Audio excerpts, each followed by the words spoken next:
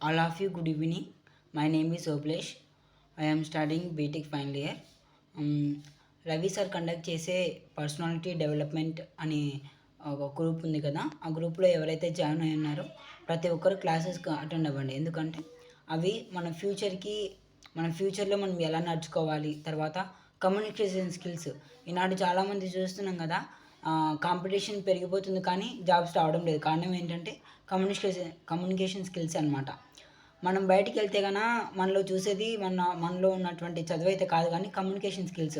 ఎంతగా మాట్లాడుతున్నాం, మనలో ఎంత సబ్జెక్ట్ ఉన్నని కమ్యూనికేషన్ స్కిల్స్ అనేవి లేకపోతే మనకున్న సబ్జెక్ట్ అంతా వ్యర్థమవుతుంది. కనుక ఈ యొక్క పర్సనాలిటీ డెవలప్మెంట్లో ఏం జరుగుతుందంటే కమ్యూనికేషన్ స్కిల్స్ అనేది జరుగుతుంది.